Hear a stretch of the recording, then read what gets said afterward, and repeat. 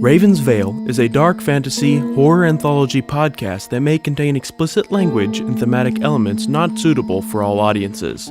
Listener discretion is advised. Welcome to Raven's Veil, a dark fantasy Southern Gothic horror anthology podcast set in the shadowy world of the Deep South. A convergent reality situated around what most of humanity has accepted as the truth. Obscured from human eyes, Raven's Veil is a mystical sanctuary intended to preserve the existence of its immortal inhabitants. The Macquarie, commonly referred to as witches, have been hunted since before written history. The witches of the Highlands fled persecution to a new land that would come to be known as Appalachia. In these parts, you should always be leery of the things that scare witches. The veil is thin tonight, family. Let's see what darkness lies beyond.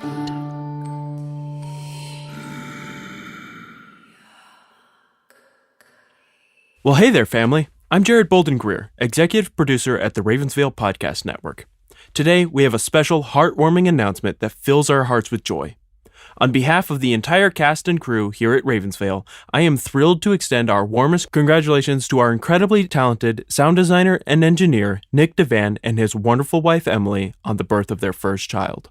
We are overjoyed to welcome Theodoros Makhanoff Devan, affectionately known as Theo, into the Raven's Veil family. This episode is dedicated to celebrating the arrival of little Theo. Nick and Emily, we wish you all the best as you embark on this beautiful journey of parenthood. May your days be filled with laughter, love, and countless cherished moments with your new bundle of joy. And Theo, welcome to this big, wonderful world. We can't wait to see the amazing adventures that await you. Now on with the show.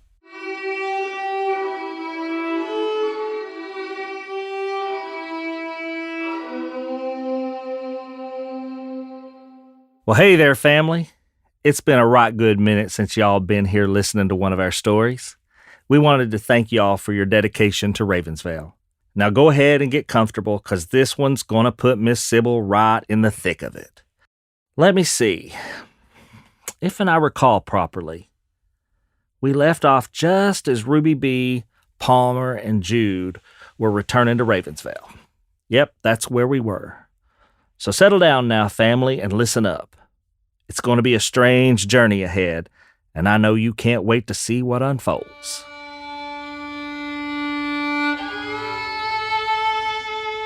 In the center of a dense, overgrown patch of woods, just northwest of Ravensvale, a strange-looking monolith of obsidian stood in stark contrast to the wild thicket.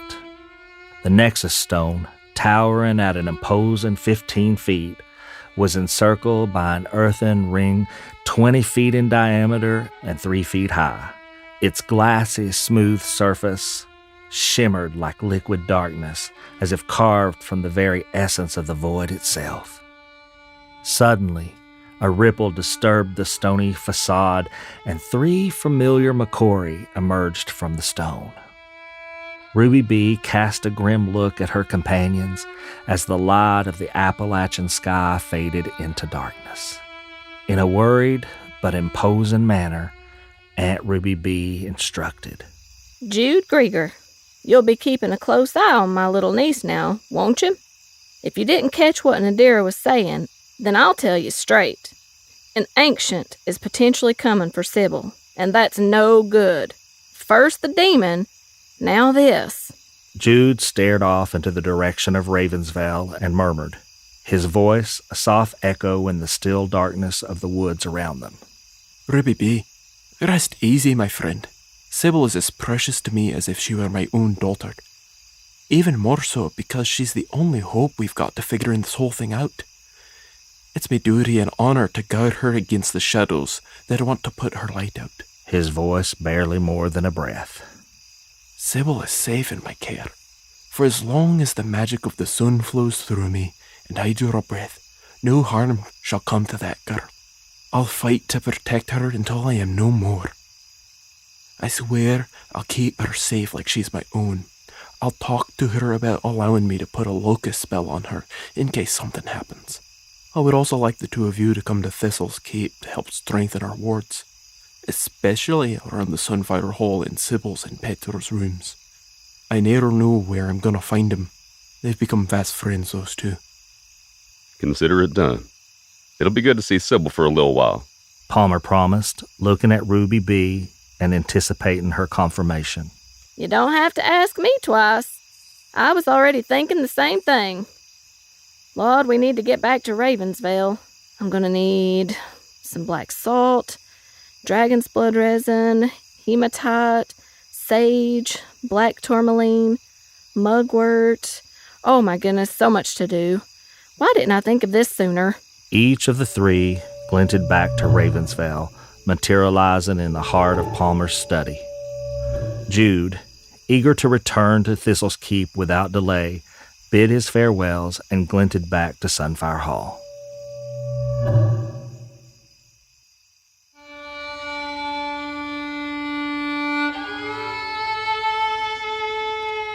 A figure stepped into the narrow earthen passageway hidden by the fallen tree that was rotten and looked like the overgrowth of vines that grew around it was all that was keeping it from falling apart. It would be impossible to see if they were not well acquainted with the path. The stale air was thick with the scent of damp soil and decay. They had to stoop slightly, feeling the rough, cold walls brush against their back. Each step stirred up a cloud of dust, and their footsteps echoed eerily in the confined space. The tunnel seemed to stretch on forever, a seemingly endless journey through absolute darkness. The only light came from the faint glow of the lightstone they carried. It cast flickering shadows that moved across the wall in a macabre dance. The ground beneath their feet was uneven, littered with small rocks and debris, making each step a cautious endeavor. The air grew cooler the farther they went into the cavern. A faint, almost imperceptible breeze pushed past them, carrying with it a hint of something ancient and mysterious. The tunnel began to widen slightly, and they could feel the anticipation building within themselves. Finally, after what felt like an eternity, the tunnel opened into a vast, awe-inspiring cavern. The ceiling soared high above, lost in the shadows, and the walls were adorned with strange, ancient carvings that seemed to tell a forgotten story. In the center of the cavern stood a massive temple-like structure, its stone pillars reaching towards the heavens. The temple was bathed in a weird blue light, casting a pale glow that illuminated the intricate details of its architecture. The remnants of ancient rituals and offerings hinted at the temple's once sacred purpose, as if the very stones whispered secrets from a long ago past.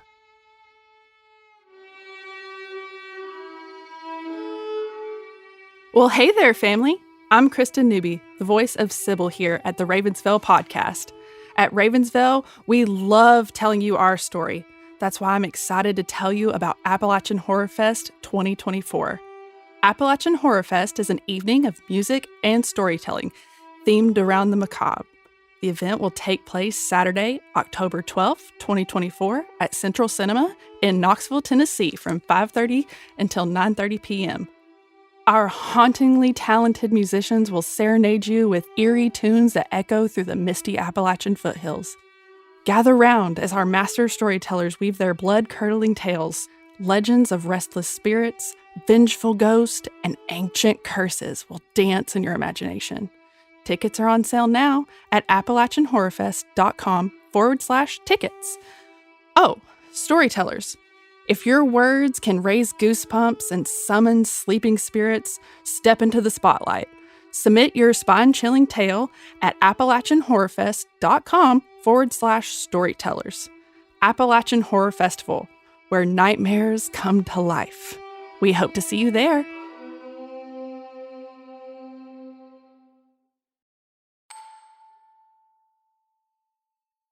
When Jude returned from Ravensvale, he glinted directly to his bedroom in Sunfire Hall.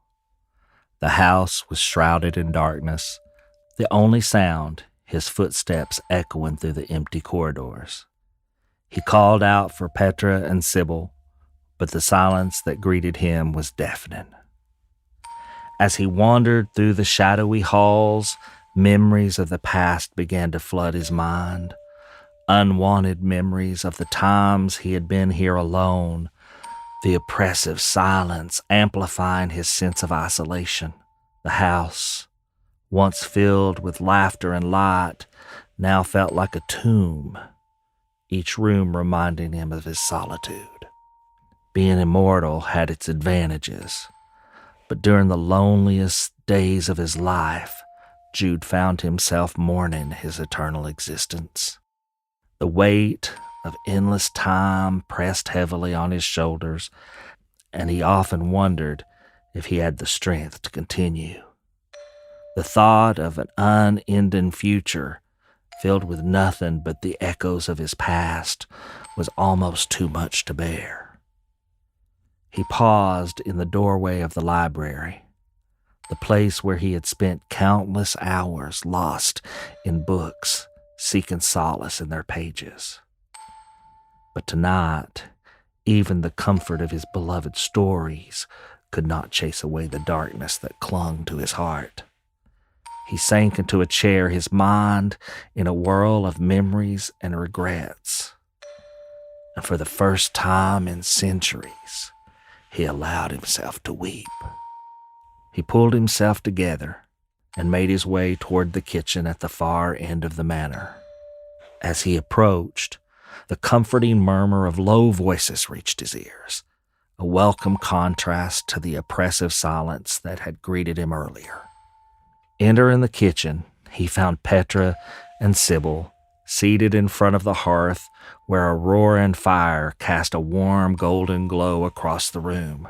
The delicious aroma of one of Petra's famous stews wafted from the cook stove, and his stomach growled in response, reminding him of how hungry he was. He paused in the doorway, watching the scene unfold before him without saying a word. The room was bathed in the cozy light of the fire, creating an atmosphere of peace and comfort.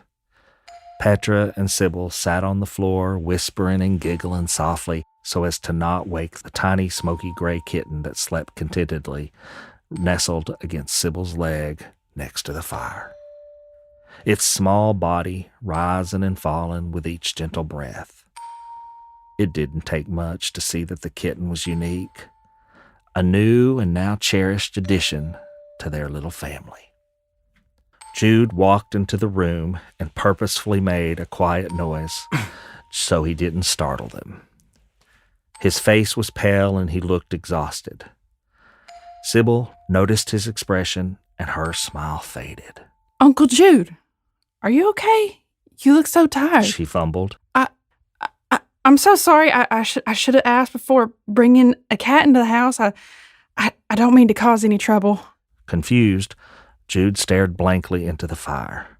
What? No, that's not. Frantically, Sibyl tried to explain. We found him outside all alone. He looked so helpless, and I couldn't leave him there. And then when I picked Umbra up, I felt this connection, like he was meant to be with us. Sibyl? Uncle Jude, please don't be upset. I'll find a place for him outside. Maybe I can take him to Ravensvale. Don't be mad. His name is Umbra. Don't you think he's cute? I don't know what I was thinking. I love him. And he's so helpless and small. And I know I shouldn't have taken your hospitality for granted, but... Petra quickly but calmly placed his hand over Sibyl's mouth to shut her rambling up, and gently but firmly said, Sibyl, give him a moment to speak. Sighing, Jude sat down heavily on the edge of the bench and looked at Sibyl. It's nae the kitten, Sibyl. Umbra is adorable. It's been a long day. I've had to deal with some difficult realizations, and seeing the two of you here, safe and happy, It actually makes me feel better. Relieved, Sibyl jumped to her feet and grabbed Jude in a big hug. Really? Oh, thank you, Uncle Jude. Thank you. I was so worried you'd be mad. Look at him. He's precious. I can see that loss. Sibyl, my dear, you've done something truly extraordinary. Sibyl, you need to understand how remarkable this is. Jude began, his eyes reflecting the flickering firelight. For a witch as young and inexperienced as you to bond with a familiar is almost unheard of. Most witches spend years honing their skills and deepening their understanding of magic before they can even attempt such a connection. Yet here you are, with Umbra by your side, as if it were the most natural thing in the world. This speaks volumes about you, Sibyl. I've never seen anything like it. Your innate power and potential also means you've got a great responsibility ahead of you. Nurture this bond. It will guide you through heights you never imagined. Umbra's purrs could be heard around the room as he lazily raised his head to see the commotion. He's more than a mere kitten. He's pure magic. No, I'm serious. He's unlike any ordinary feline, Sibyl. He shimmers with a supernatural glow, as if he's made from the very essence of moonlight and stardust. See how his fur shifts and changes every few minutes, casting tiny sparkles into the air. His eyes are silver, like deep pools of liquid lightning, shift in colors like the northern lights. Have you ever seen those? No, never mind that. I'd say he's going to have some special powers of his own when he grows older. I think we should ask your father to test him. Maybe he can help understand what Umbra actually is. I wonder if it's possible. Could it be a gift from Nadira? Jude caught the smile on Sibyl's face, causing him to smile for the first time that evening. He sat watching the kitten now as it moved about the room, doing normal kitten things. He left a faint trail of shimmering magic that danced and twinkled before fading into nothing. His purr was a soft, melodic hum, resonating with a soothing, unusual frequency that seemed to calm the very air around it. This was no ordinary kitten. It was a creature of pure magic, the living incarnation of enchantment and wonder, bound to Sibyl by a connection that transcended the physical realm. He's quite something. Welcome to the family, Umbra. I hope you know what you're getting yourself into. Jude, Sibyl, and Petra sat around the cozy table tucked into the corner of the large kitchen, savoring the hearty lamb stew that Petra had lovingly prepared. Nearby, Umbra was happily munching on some scraps of lamb that Petra had set aside just for him. Jude spoke in a relaxed, yet serious voice and said, Sibyl, Petra, there's something important I want to discuss with you. The reason I was away at Ravensvale was so that Palmer, Ruby Bea, and I could travel into the void to visit Nadira. We asked her for assistance on figuring out why an ancient would help Vrock send that fell wolf into the Vale. Petra spoke quickly. Is everything all right? Of course, Uncle Jude. What's an ancient? Sibyl leaned in, her eyes filled with interest and concern. An ancient's a formidable creature. We sometimes call them demigods. They possess vast powers that set them apart from other beings. Their origins are as varied as their abilities. Ancients are governed by a set of ancient laws called the Covenant, which predates the existence of the Macquarie. These laws are immutable and serve as the foundation of life as we know it. The Covenant dictates their actions and interactions, ensuring a balance of power and order among them. Despite their immense powers, the Ancients are bound to enforce these laws, acting as both judges and enforcers. Petra and Sibyl listened intently, a little bit of fear beginning to settle into the pit of their bellies. Given the current conflict and the danger it poses, Palmer, your Aunt Ruby Bea and I have been discussing ways to ensure your safety. We believe placing a locust spell on both of you would be prudent. Sibyl and Petra exchanged glances, their expressions a mixture of surprise and curiosity. A locust spell. How would that work? The spell would allow us to locate you instantly if anything were to happen. It's purely a precautionary measure, one we hope to never use, but this would give us peace of mind until you can adequately protect yourselves," Jude said, looking at each of them for their reaction. Oh, I see. Everyone agreed this would be best? "Yes, we all agree it's necessary. I vow that we'll only use the spell in the event of an emergency. We understand that this may feel like an invasion of your privacy, and we are fully aware that most Makori would be outraged at even the suggestion of such a measure. However, these are extraordinary times, and they demand extraordinary actions. We believe this is a precaution that is absolutely essential for your safety and well-being. Please trust that our intentions are solely to protect you, and we will respect your privacy to the fullest extent possible." I understand the need for precaution. If it means keeping us safe, then I have to agree. I don't have enough knowledge or skill with magic to protect Petra and myself effectively. This measure would give us some peace of mind, allowing us to stop constantly looking over our shoulders and focus on learning how to defend ourselves properly. I agree. Given the circumstances, it's a wise measure. I hate feeling like I can't take care of myself, but honestly, with everything we've heard, I wouldn't know what to do. It just makes sense, even if it feels a bit unsettling. It's a frightening reminder of how serious things have become, but it also gives me hope that we're taking the right steps to protect ourselves. "Thank you both. We'll perform the spell in the morning when your Aunt Ruby Bea and Palmer get here to help. Until then, please be careful." We will, Uncle Jude. Thank you for watching out for us. And I know I haven't said it, but thank you for teaching me how sun magic works. I really appreciate it. I feel so much better about learning the other ascensions now. "Sibyl, I assure you it's been my pleasure. But just so you know, you have a lot more learning. I suspect the sun ascension will be the easiest for a lass like yourself. Now the two of you get off to bed and get some rest. Tomorrow will be a very busy day, and I'm going to take a walk around the house to reinforce the wards and protections. Tomorrow Ruby Bea will help strengthen the keep's wards." Oh gosh, Pa, what time will Ruby Bea and Palmer be here tomorrow? I want to cook something special for them. "I suspect they'll be here by the late morning, so I think they would appreciate one of your lovely dinners. Of course, we'll need lunch as well, and if it's not too much trouble, Sibyl and I might like a little bit of something to break our fast in the morning.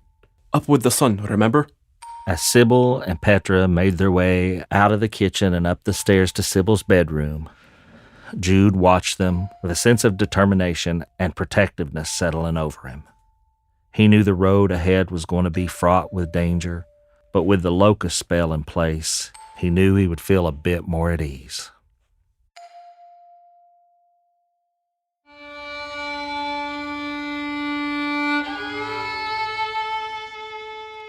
The air was thick with the mouth-watering aroma of Petra's cooking wafting from the kitchen.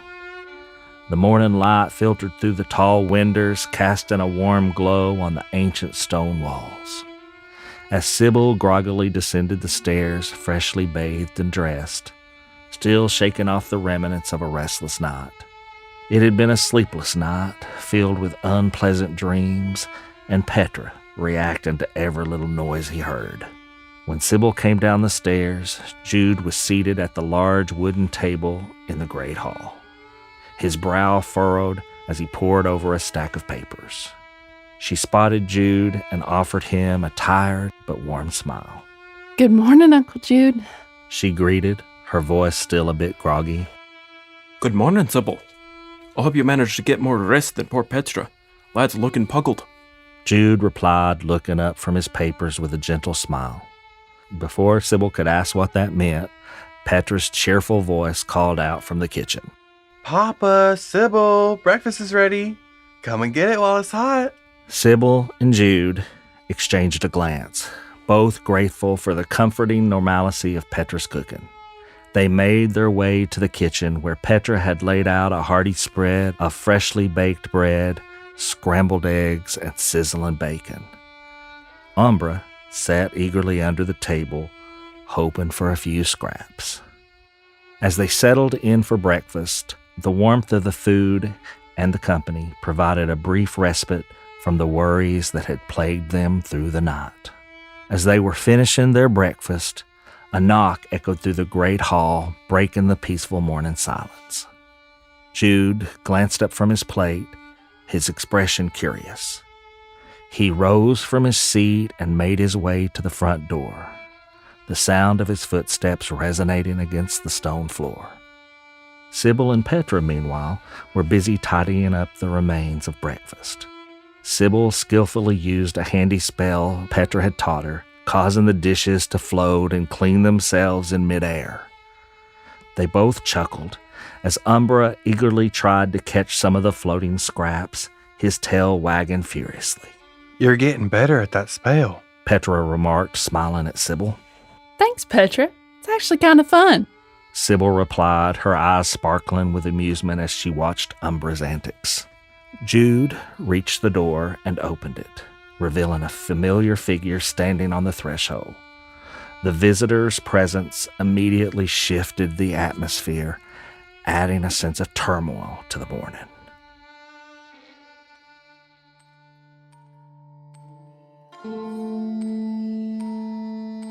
Well, alrighty, family. That's where we're going to leave you today. I'm so glad you came to visit us for a spell and find out what's going on in Ravensvale. I reckon these young'uns have school in the morning, so they better get on to bed. Night-night now. Don't let the bedbugs bite. If you like what you've heard in this episode, make sure you tune in to our next episode to see what happens next. Now, family, you adults have a few chores to do. Go on over to ravensvale.com and see about doing your chores on social media. Follow us on all our social media platforms that we've made available just for you folks. Like, listen, subscribe, and follow wherever you listen to podcasts. And if you don't mind, leave us a good rating and a kind comment. If you haven't already, just search for the Ravensvale Podcast. And again, make sure you hit that follow button to stay up to date with our latest episodes. Oh, and tell your friends about us, won't you? So until next time, family, see you soon. The Ravensvale Podcast is a production of Small Raven Media. Today's story was written, directed, and narrated by Ed Bolden-Greer. The voice of Sibyl Ashford was performed by Kristen Newby. The voice of Aunt Ruby Bea was performed by Lena Perkins. The voice of Petra Hunley was performed by Presley King. The voice of Palmer Ashford was performed by Jordan Walker. The voice of Jude Griogor was performed by Jeryd Bolden-Greer. The voice of Astrid Vandenberg was performed by Veronica Williams. Audio engineering and sound design by Nick DeVan at Nicky D Sound. Copyrighted 2024, Small Raven Media. All rights reserved.